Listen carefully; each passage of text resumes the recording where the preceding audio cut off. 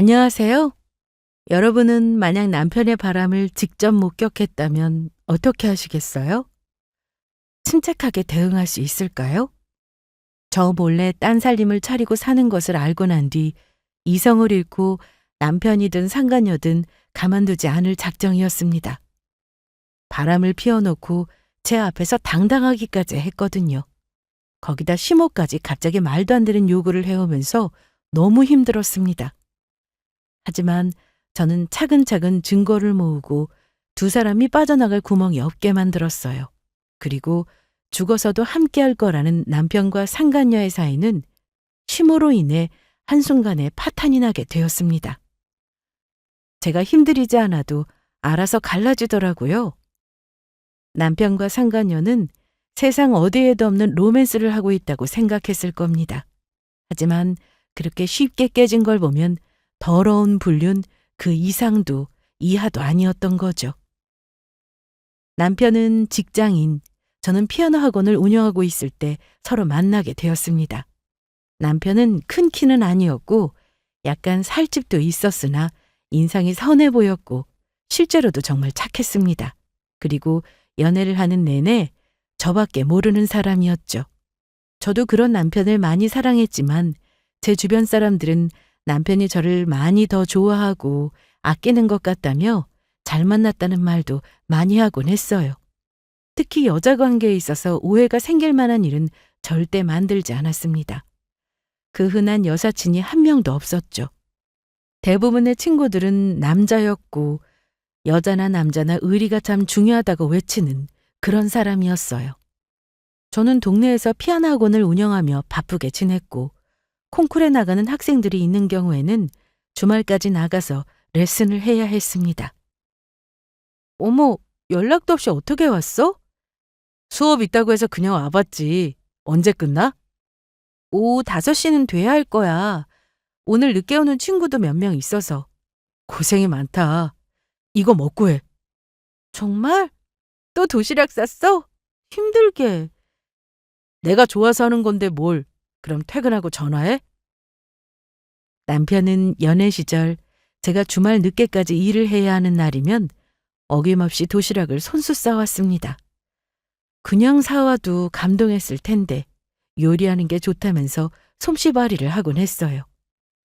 학원에는 저 말고 선생님이 한 분 더 계셨는데 함께 도시락을 나눠 먹으며 부럽다는 말을 참 많이 들었습니다.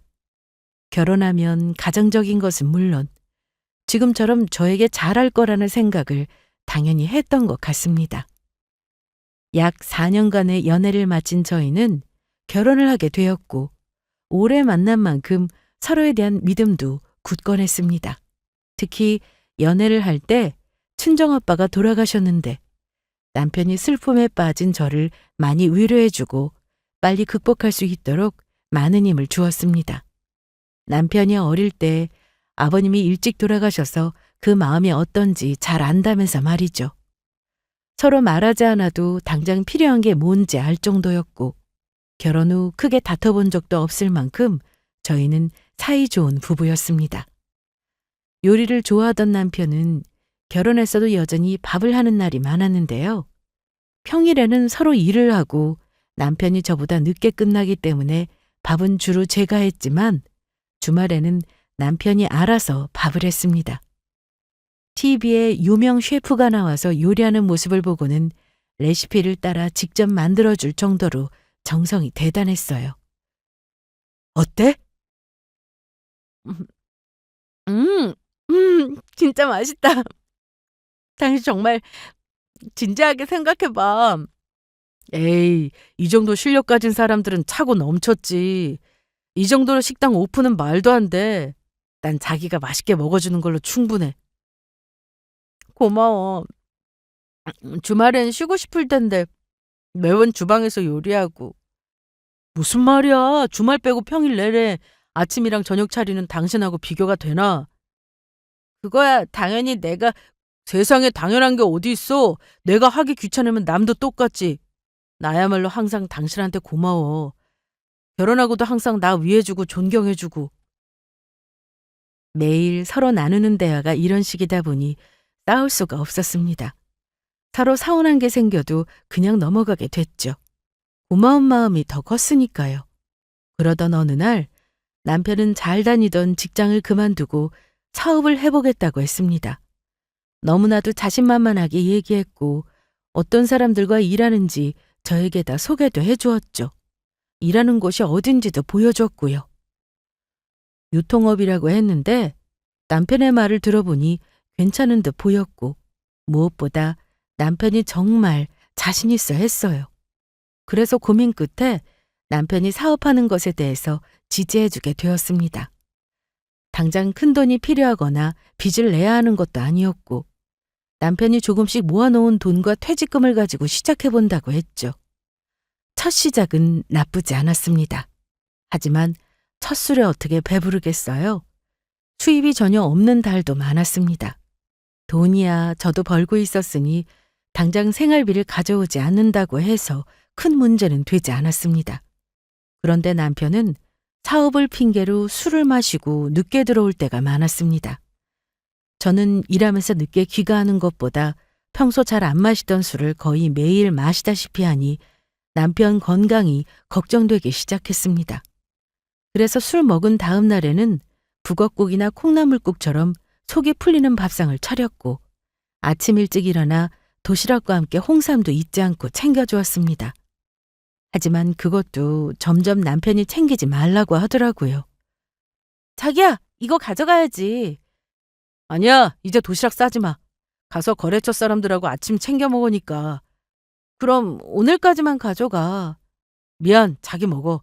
가져가서 나 혼자만 도시락 먹기도 좀 그래서. 그럼 나 간다.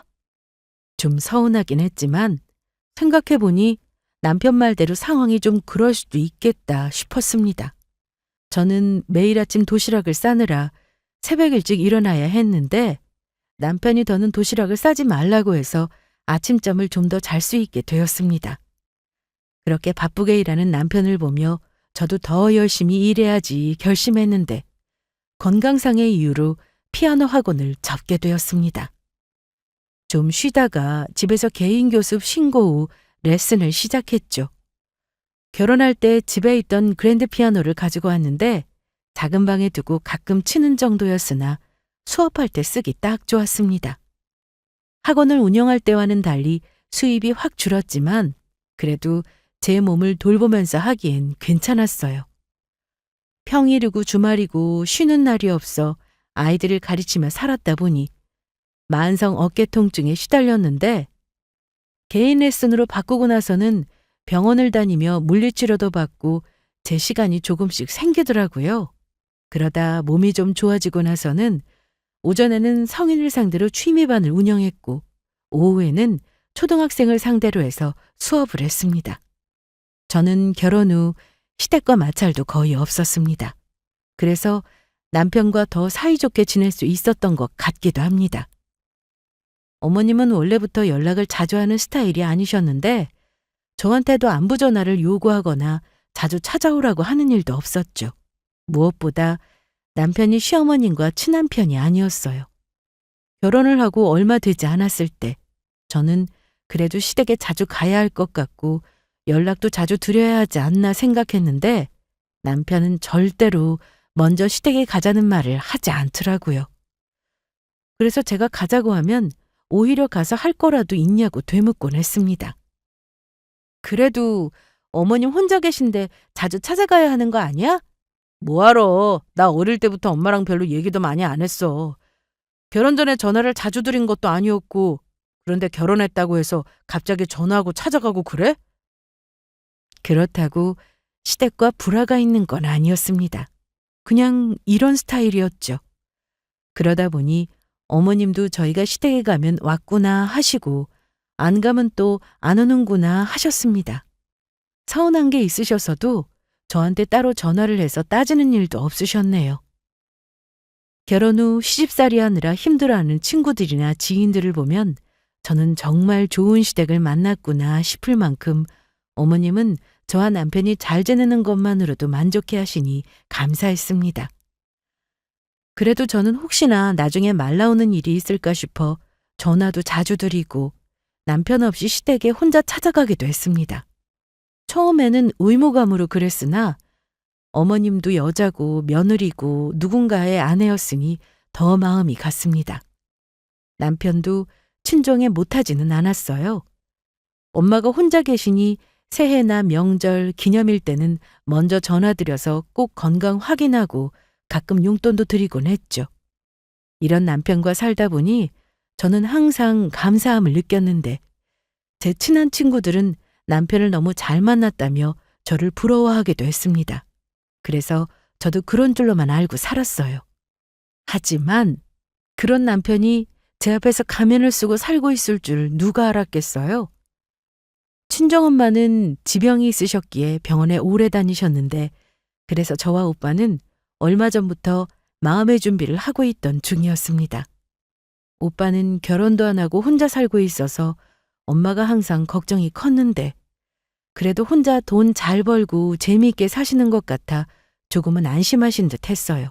그리고 제가 남편과 알콩달콩 잘 사는 모습을 보시고는 저에게는 항상 고맙다는 말씀을 자주 하셨죠. 그런 엄마가 얼마 뒤 돌아가셨습니다. 이미 마음의 준비는 하고 있었지만 정말 힘들었어요. 몸이 아프더라도 곁에 있는 엄마와 세상에 없는 엄마는 정말 차이가 있더라고요.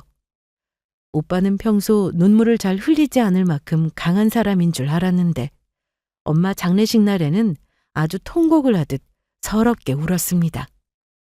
결혼해서 잘 사는 모습을 보여드리지 못한 게 마음에 걸렸던 모양이었죠. 저는 엄마 장례가 끝난 이후 한동안 밥도 잘 못 먹고 수업도 쉬면서 지냈습니다. 그런데 남편의 태도가 좀 변한 듯 했어요. 제가 아는 남편이라면 제가 힘들 때 옆에서 같이 위로해주고 이겨낼 수 있게 해주었을 텐데 오히려 바쁘다는 이유로 집에 안 들어오기 시작했습니다. 지금 밤 10시가 넘었는데 아직도 이래? 미안해. 나 지금 중요한 손님 만나고 있거든. 먼저 자. 나 기다리지 말고. 혹시나 제가 엄마 때문에 힘들어하는 모습을 많이 보여서 그런가 싶어 제 나름대로 남편과 관계 회복을 위해 노력했는데 집에 들어오질 않으니 노력을 해도 헛수고였어요. 좋아하는 음식을 해놓고 기다려도 차갑게 식을 때까지 남편은 오지 않았고 어쩌다 한번 집에 들어오는 날이면 저와는 대화도 하려 하지 않았습니다. 처음에는 권태기가 찾아왔나 싶어 부부간의 권태기를 이겨내는 방법을 인터넷에서 찾아보기도 했었네요. 그런데 이건 뭔가 이상했습니다. 여자의 촉은 무시할 수 없다고 하잖아요? 남편에 대한 믿음이 상당했던 저는 외박을 해도 전화가 안 되더라도 처음부터 바람을 의심하지 않았습니다. 오히려 무슨 일이 있는 건 아닌지 걱정이 우선이었죠. 하지만 남편의 말투가 전과는 달라지면서 의심할 수밖에 없었습니다. 평소 같으면 제가 무슨 말을 했을 때 맞장구를 쳤을 텐데 언젠가부터 저에게 이러더라고요. 아, 진짜 말이 안 통하네. 뭐? 넌 왜 이런 건 신경을 안 써? 그래, 알았어. 내가 미처 생각 못했다. 됐고, 너는 꼭 내가 이런 걸 지적하면 그때서야 알았다고 하더라. 대화를 할 때는 너는이라는 말을 꼭 앞에 붙였는데 잘 생각해보니 다른 사람과 비교를 하는 거였습니다. 이 사람은 이렇게 하는데 너는 왜 그렇게 안 하느냐 이런 거였죠. 남편한테 섭섭하긴 했어도 처음부터 남편의 바람을 의심하진 않았습니다. 저는 물론 주변에서도 남편을 보고 절대 바람을 피울 사람은 아니라는 말을 많이 했었으니까요. 거기다 남편이 자기 입으로 이런 말을 하기도 했어요. 내가 나중에 돈 못 벌고 가장 노릇 제대로 못하더라도 바람은 절대 안 피울 거야. 다른 여자 문제로 네 속 썩이는 일은 절대로 없을 거라는 말이야. 이러면서 결혼 전 저에게 약속을 하기도 했습니다. 그러니 설마 바람을 피우는 건 아니겠지. 이 정도만 생각할 뿐이었어요. 하지만 남편과 저는 점점 사이가 나빠졌습니다. 주말에는 그래도 남편이 집에 들어오곤 했는데 밥을 차리면 자기가 원하는 반찬이 아니라면서 평소에는 하지도 않던 반찬 투정을 하기 시작했습니다. 아니, 이거 말고 다른 건 없어? 자기 좋아하는 반찬이잖아. 평소엔 잘 먹어놓고. 내가 언제? 그냥 네가 하니까 먹어준 거지. 어째 매번 똑같냐. 너는 왜 노력을 안 해? 여보, 시끄러! 그러면서 제가 무슨 말을 하려고 하면 들으려 하지도 않고는 들고 있던 수저를 쿵 하고 내려놓더니 밖으로 나가곤 했습니다.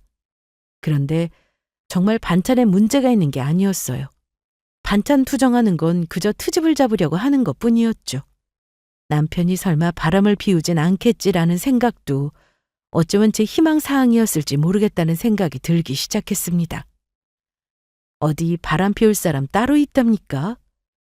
절대 안 그럴 것 같은 사람도 피우는 게 바람이라고 하는데 저는 제 남편을 너무나도 잘 알고 있다고 착각하고 살았던 겁니다.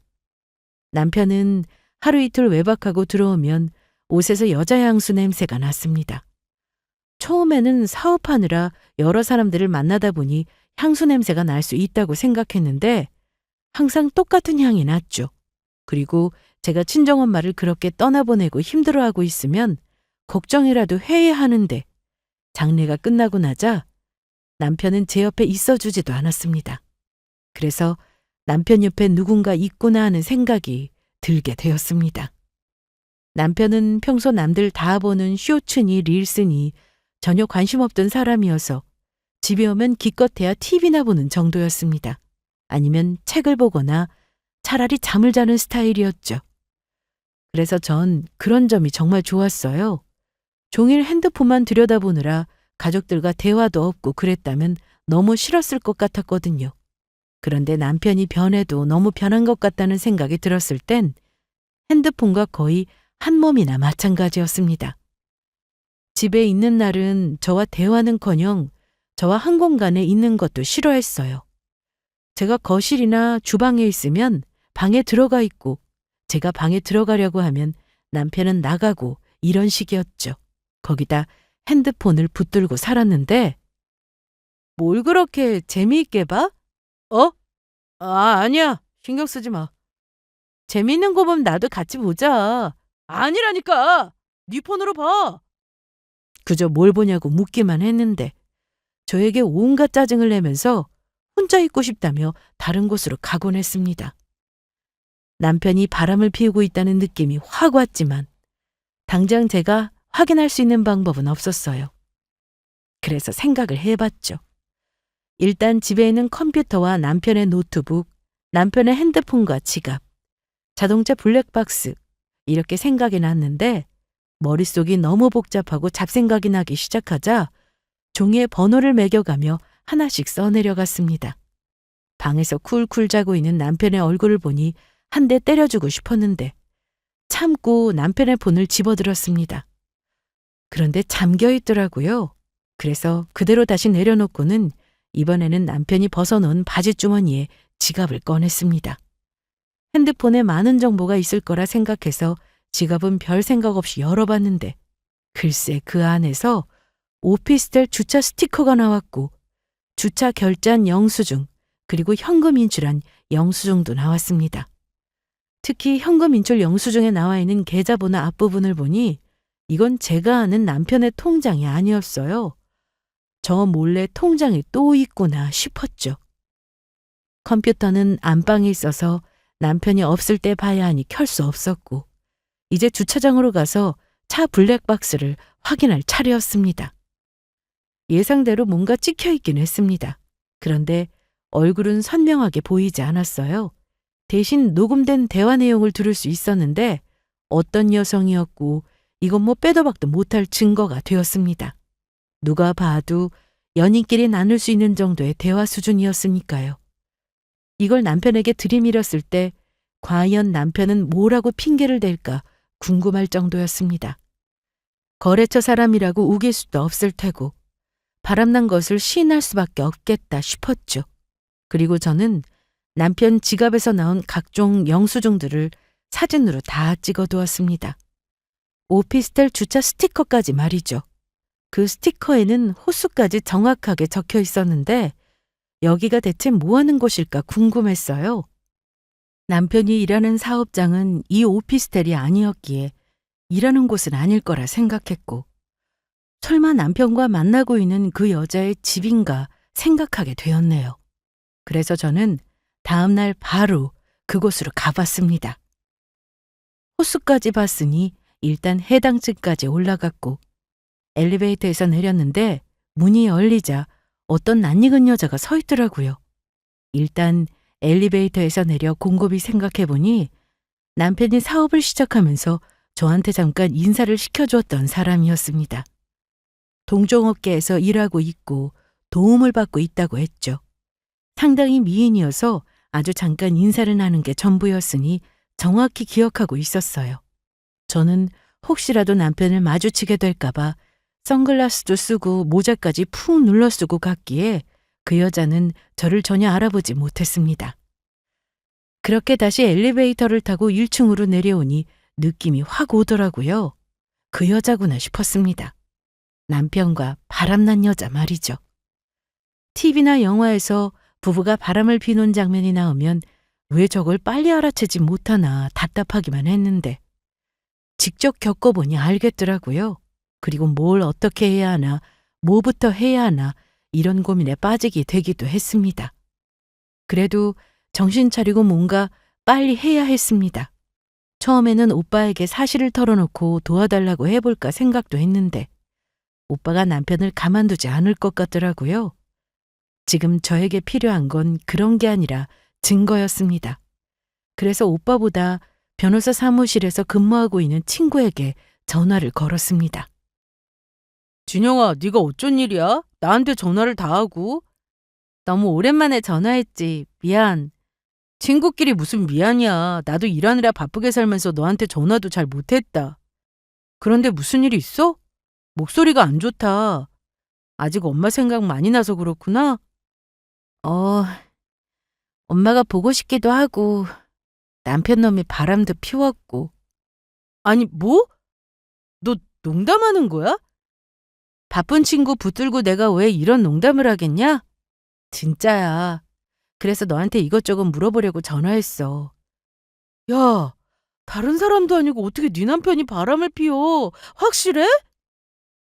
확실해.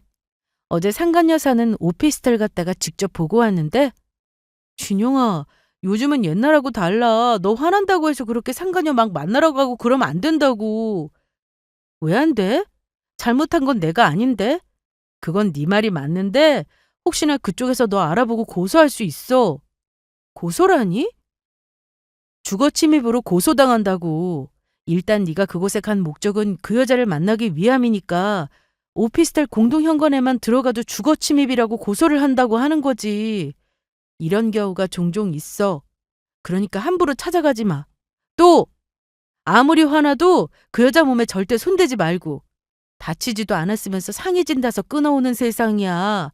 그러니까 일단 증거부터 모아. 어떻게든 남편 물건 뒤져서 확실한 증거 모으라고. 내볼 땐 그 오피스텔 이미 두 사람이 살림 차린 것 같은데 너도 답답하겠다. 내가 뭐 도와줄 거 있으면 언제든지 말해. 친구의 말대로 저는 혼자서 오피스텔에 더는 찾아가지 않았습니다. 대신 친구에게 부탁을 했습니다.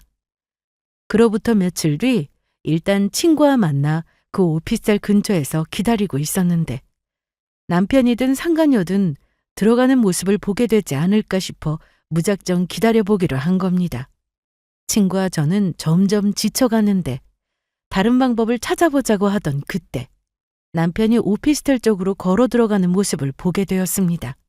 급한 대로 친구가 안경에 모자까지 쓰고는 뒤따라 들어갔는데 주차 스티커에 적힌 그 집으로 들어가는 모습을 확인했다고 했습니다. 사실 이런 일을 대비해서 차에서 기다리고 있는 동안 친구와 어떻게 그 모습을 찍을지 고민하고 있었어요. 이렇게 하면 될까? 충분해. 사진 찍으면 소리도 나니까 처음부터 동영상 버튼을 누른 채로 주머니에 넣고 갈게. 그럼 카메라 렌즈가 가리지 않을까? 여기다 넣으면 되지. 친구가 말한 곳은 자켓 가슴 쪽에 있는 행커치 부분이었어요. 핸드폰을 쏙 넣으니 카메라 부분 위로 올라오더라고요. 마침 친구가 입고 온 자켓도 검은색이라 핸드폰이 그렇게 티나지는 않았습니다. 일단 해보자. 안 지키면 다시 도전해보지 뭐.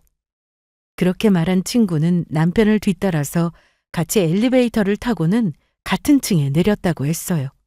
그리고 일부러 천천히 걸으면서 남편 뒤쪽으로 걸어갔는데 남편이 멈춘 곳에서 현관문이 열리고 그 여자가 나와서 포옹하는 모습이 핸드폰에 고스란히 찍히게 되었습니다.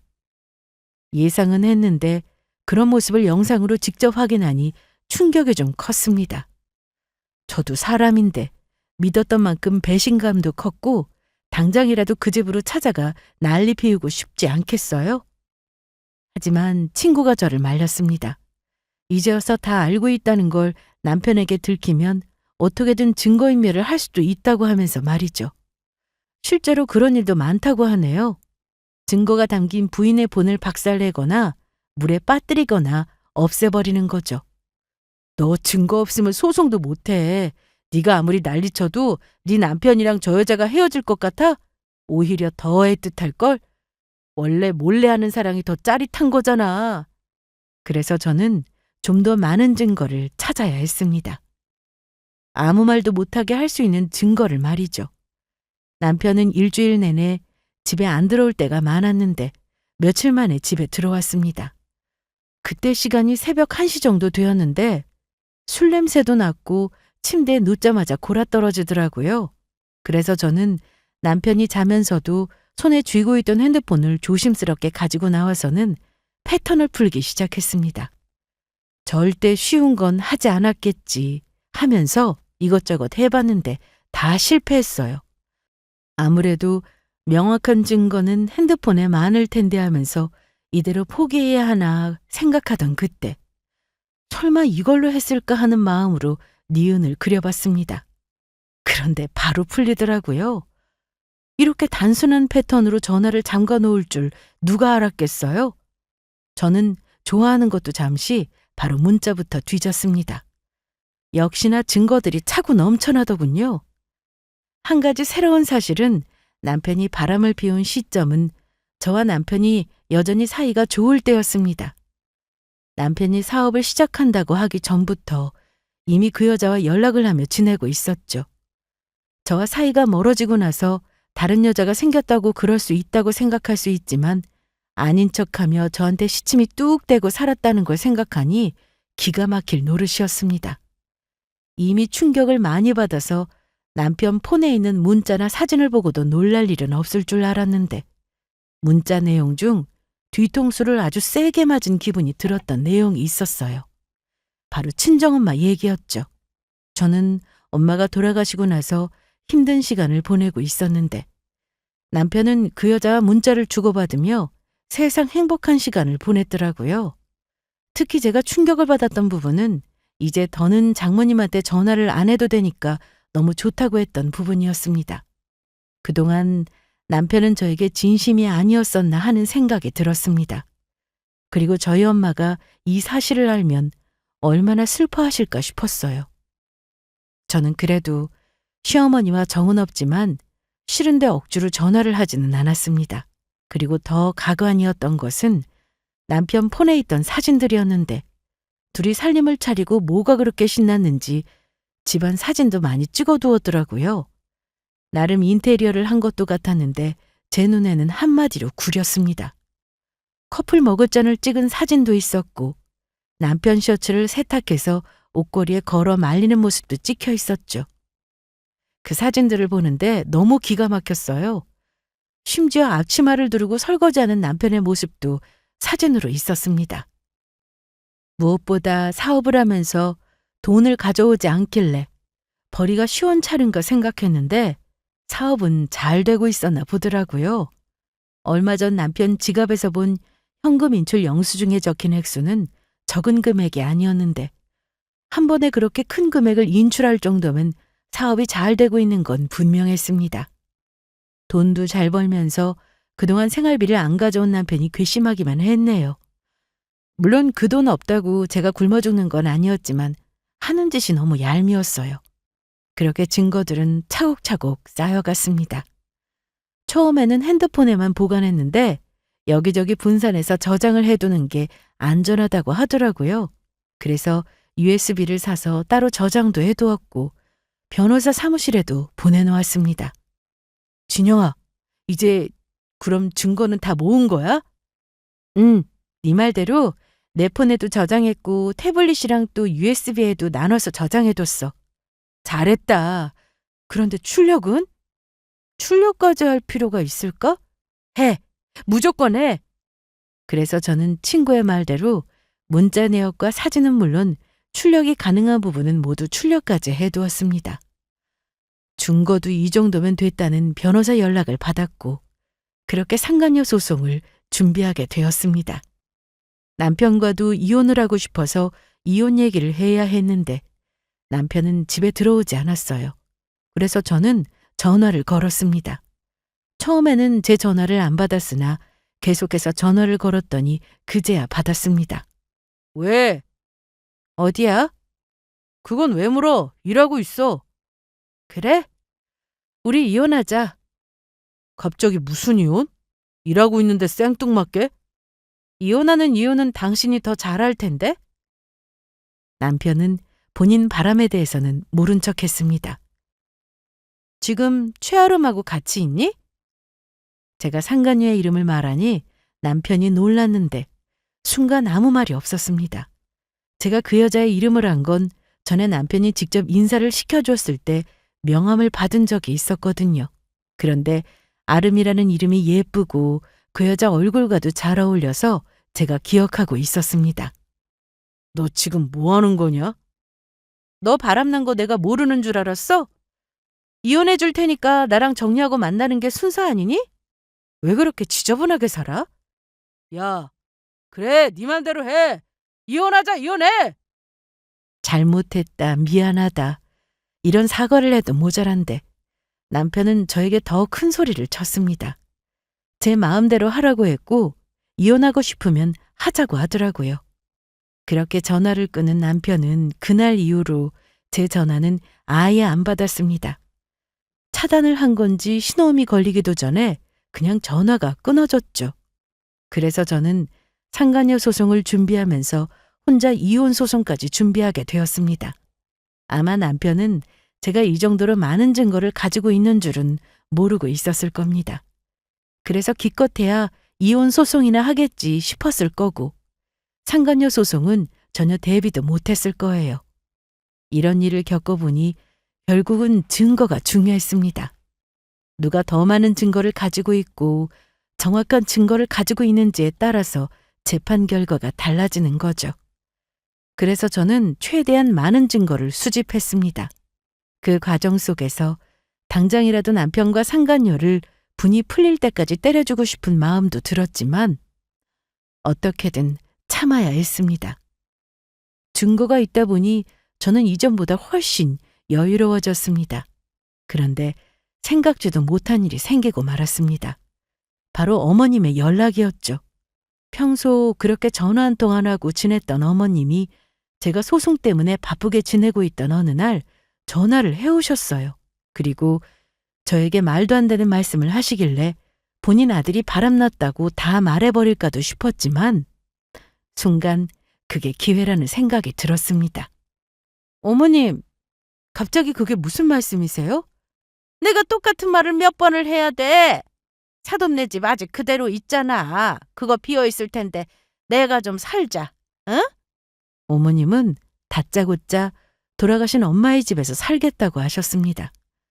무슨 사정이 있든 이건 말이 안 되는 일이라고 생각했어요. 우리 동네에 재개발 확정됐다.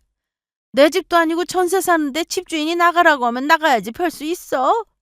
이 집 보증금 얼마 되지도 않는 걸로 집 구하기도 어렵고 이삽이나 이주비 나온다고 하는데 그것도 알아보니까 얼마 안 되더라.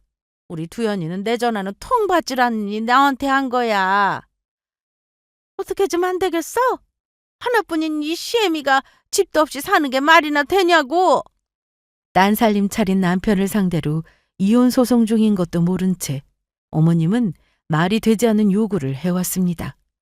정 안 되면 저희 집에 오겠다고까지 하셨으니 남편과 이혼하는 마당에 그럼 일이 더 복잡해질 것 같았습니다. 그래서 저는 어머님한테 말도 안 된다고 하고는 전화를 끊으려고 했는데 남편이 하는 짓이 너무 괘씸해서 어디 한번 당해봐라 싶은 생각이 들더라고요. 그래서 어머니께 알겠다고 말씀드렸습니다. 그래? 정말 그래도 되겠어? 네. 그런데 어머님, 저희 친정엄마 사시던 집은 이미 팔렸어요. 아니 왜? 그 좋은 집을 왜 팔았어? 그렇게 됐어요. 그런데 거기보다 더 괜찮은 곳이 있거든요. 제가 좋은 집 하나 얻어드릴게요. 저는 그렇게 상간녀의 집 주소를 어머니께 말씀드렸습니다. 그리고 바로 이사하셔도 된다고 했죠. 그리고 며칠 뒤 어머님과 한 번 더 통화를 했습니다. 어머님, 이사 준비는 잘 돼가세요? 그래. 내가 짐이 많은 것도 아니고 이사 견적 뽑아보니까 얼마 안 되더라. 트럭 한 대면 되더라고. 다행이네요. 이사 내일이니까 너도 오너라. 오랜만에 얼굴 좀 보게. 저 내일 낮에는 일이 좀 있을 것 같으니 오후에 전화드릴게요. 그래, 알았다. 그리고 다음 날 예상대로 난리가 났습니다. 낮 12시가 좀 넘은 시간이었는데 오피스텔로 이삿짐이 도착하기 시작했는지 상간녀가 저를 직접 찾아왔습니다. 남편이 찾아올 줄 알았는데 어머님한테 붙잡혀서는 이러지도 저러지도 못하고 있다고 하더라고요. 누구세요? 문 좀 열어보세요. 누구신데요? 저 최아름이에요. 올 것이 왔구나 싶었습니다. 여긴 어떻게... 지금 뭐 하는 거예요? 뭐가요? 우리 두현 씨 어머님이 왜 저희 집으로 이사를 오냐고요. 당신이 주소 알려줬다던데 뭐 하는 거예요? 추잡스럽게 이렇게밖에 못하죠? 그러니까 남편이 밖으로 놔두는 거야. 너 내 남편 좋아서 만나고 있는 거 아니야? 이혼해 줄 테니까 너 가져. 뭐? 그런데 강도영 그 인간하고 같이 살려면 그 사람 어머니도 같이 모셔야지, 안 그래? 나는 곧 이혼할 건데 내가 어머님을 모시고 살 순 없잖아. 싫어. 내가 정리할게. 내가 네 남편 다시 돌려보낼 테니까 빨리 어머님 짐 빼라고 해. 그건 안 되겠는데? 네가 그렇게 좋아하고 사랑하는 사람한테 가서 직접 얘기해. 그 사람 어머님이니까 알아서 해결하라고. 그런데 그때 심오한 남편까지 집으로 찾아왔습니다. 너 어디 갔나 했더니 여기 와 있었냐? 왜 이러세요? 내 아들한테서 떨어져. 당장.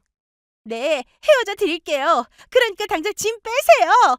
이게 어디서 눈을 똑바로 뜨고 가정교육을 그따위로 받았으니 가정 있는 남자랑 만나고 다니지. 네 부모 어디 있냐? 내가 좀 만나야겠다. 참나. 엄마 왜 이래요 진짜. 제가 알아서 한다고 했잖아요. 일단 짐부터 어떻게 해보세요. 이보세요 강두현 씨. 내 오피스텔에서 당신 엄마 짐이랑 당신 물건 다 빼. 당장! 아름아 왜 그래?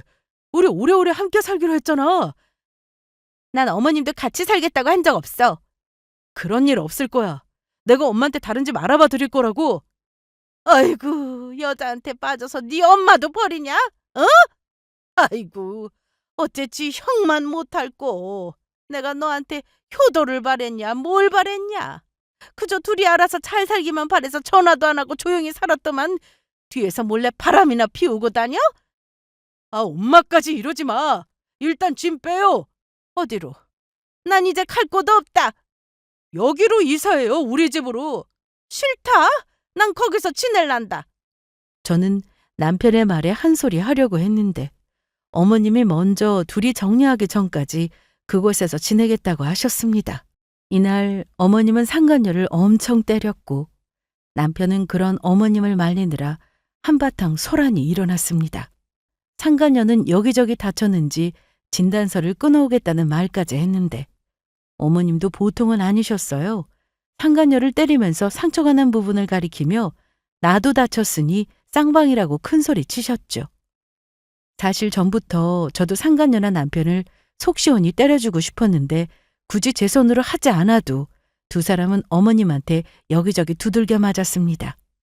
상간녀는 제 앞에서 바로 정리한다고 하고 나갔는데 남편은 그런 상간녀를 쫓아나가며 어떻게든 마음을 돌리려고 애쓰더라고요. 저는 그러거나 말거나 소송 준비는 그대로 할 생각이었습니다. 어머님은 남편이 살 집을 마련해 드리겠다 했으나 상간녀와 정리하기 전까지는 아무 데도 안 간다며 상간녀 집에서 함께 지내게 되었는데 생각만 해도 세 사람의 생활이 어떨지 상상이 되었습니다. 그로부터 얼마 뒤 저는 변호사 사무실을 찾아 상간녀 소장을 드디어 보내게 되었습니다. 제가 이렇게 하지 않아도 상간녀는 이미 남편에게 정이 떨어질 대로 떨어진 것 같았지만 그동안 제가 당한 걸 생각하면 판결문을 꼭 받고 싶었습니다. 소장을 받은 상간녀는 헤어지겠다고 했는데 왜 소송을 하느냐며 저에게 따져 물었고 남편은 저를 찾아와 어떻게 하면 소송을 그만둘 거냐고 하면서 제발 멈춰달라고까지 했습니다. 저는 그럴 생각이 전혀 없었어요. 알아보니 상간녀 소송 후 판결문이 나오면 40년간 법원에 보관이 된다고 하더라고요. 거기다 지금 당장에는 헤어지고 안 만난다고 하지만 그러다 또 만나면 소송은 또 진행할 수 있다고 하니 어떻게든 끝까지 소송할 생각이었습니다. 처음에는 저도 상간녀 소송으로 받게 될 위자료를 보고 이 돈 받아서 뭐하나 싶었어요. 많이 받아야 2천만 원 조금 넘는 액수이고 보통 1,000만 원에서 2천만 원 사이가 가장 많다고 했으니까요. 하지만 돈이 문제가 아니었습니다. 판결문을 받아내서 상간녀에게 낙인을 찍는 게 이 소송의 목적이었습니다. 상간녀한테는 저에게 줄 위자료는 문제가 되지 않았을 겁니다. 사업을 하고 있다고 했으니 그 정도 돈은 충분히 있었겠죠. 다만 잃을 게 많아 보였어요. 사업을 하니 거래처도 많을 거고 가족이나 주변 친구들한테 이 사실을 알려주면 어떻게 얼굴을 들고 살 수 있겠습니까? 다시 사업하는 것도 절대 쉬운 일은 아니었죠. 저는 상간녀의 사정 따위는 봐주고 싶지 않았습니다. 제가 힘들어할 때 남편은 다른 여자와 행복한 시간을 보냈을 텐데 이제는 그 대가를 치러야죠. 상간녀는 제가 만반의 준비를 하고 이번 소송을 시작했다는 것을 알고 난 뒤 시간을 좀 내달라며 만나자는 연락을 해왔습니다. 글쎄요. 소송 중인데 따로 만나기 좀 그렇네요. 그러지 마시고. 왜 갑자기 존대를 하세요? 하던 대로 야, 너 이렇게 하세요. 이번 소송 취하해 주세요. 댁의 남편 다시는 안 만난다고요. 약속해요. 각서라도 써요? 아니요. 그런 각서 따위 필요 없어요. 각서든 뭐든 그건 알아서 하시고 저는 강두연 그 인간 꼴도 보기 싫으니까 돌려보내지 않아도 된다고요. 가지든지 버리든지 마음대로 하세요. 정말 업계에서 소문나면 망해요. 그게 저랑 무슨 상관이에요? 당신하고 남편은 내 입장 봐가면서 바람 폈니? 죄송합니다. 그딴 사과 필요 없어. 진심 아니잖아. 그리고 한 번만 더 쓸데없는 얘기로 전화하면 가만 안 둔다. 제가 평소 마음도 약하고 눈물도 많다는 걸 남편이 잘 알고 있었는데 그래서인지 어떻게든 잘 구슬리면 통할 줄 알았나 보더라고요. 상간녀와 남편이 번갈아가며 저에게 전화를 해서는 잘못했다고 하는데 한편으로는 씁쓸했습니다. 왜 가진 것에 대해서 감사할 줄 모르고 남한테 상처를 주면서까지 자기 인생을 망치나 싶어서요. 처음에 남편의 외도를 알았을 때 그 충격은 정말 말로 표현하기 힘들 정도였습니다. 하지만 증거를 모아가면서 저도 이상을 되찾았고 친구의 도움으로 여기까지 올 수 있었습니다. 소송은 길고 긴 싸움이었지만 그래도 끝은 있더라고요. 상간녀 소송으로 드디어 제가 원하는 판결문이 나오게 되었고 저는 위자료 2천만 원을 받게 되었습니다. 남편과도 이혼을 했는데 제가 더 많은 비중으로 재산 분할까지 마쳤습니다. 이후 어떻게 되었냐고요? 남편은 상간녀의 도움이 절실했던 모양이었어요. 하지만 그 여자는 상간녀라는 소문이 퍼지면서 사업을 더는 할 수 없게 되었고 남편 역시 자동으로 사업이 망하게 되었다고 했습니다. 그리고 어머님은 그 상간녀의 집에서 재판이 끝날 때까지 같이 지냈다고 했는데 이후 남편이 따로 집을 얻어 그곳에서 지내게 되었다네요. 어머님은 제가 남편과 이혼 후에도 통화를 한 적이 있었는데 자기 아들이 벌을 받고 있다면서 상간녀와 남편이 어떻게 됐는지 저에게 말씀해 주셨어요. 그리고 그 통화를 마지막으로 저도 더는 어머님과 연락하지 않고 지냅니다. 남편을 정말 많이 사랑했고 결혼해서 후회할 수 없을 만큼 잘했다고 생각합니다. 그래서일까요? 이혼 후 힘들 줄 알았는데 미련이 남지 않았습니다. 오히려 혹을 떼낸 것처럼 속이 너무 후련했어요. 남편은 제 앞에서 상간녀편을 들기까지 했지만 사업도 망하고 돈이 떨어졌는지 저를 찾아온 적이 딱 한 번 있었는데요. 친정엄마가 사시던 집으로 제가 이사를 하고 나서 얼마 뒤 찾아왔어요. 그날 마침 오빠까지 있어서 남편은 아마 저를 만나러 찾아간 것에 대해 크게 후회를 했을 겁니다. 저기 진영아, 무슨 염치로 여길 찾아올 생각을 했어? 잘 지냈냐? 보면 몰라? 뭐야, 너 이 자식 여기가 어디라고 와? 잘 만났다, 이리 와! 형님, 잘못했어요. 놓고 말씀하세요. 못나! 그동안 내 동생 참으라고만 해서 조용히 있었는데 절대 가만 못 둬! 이날 오빠는 남편의 멱살을 잡고는 그간의 일을 따져 물었고 남편이 불리한 상황에서는 입을 꼭 다물자 뺨까지 때렸습니다. 저는 그러다 큰일 날까 싶어 오빠를 말렸는데 남편은 오빠가 멱살을 놓자 그 사이 뒤도 안 보고 도망갔습니다. 정말 끝까지 실망스러운 남편이었어요.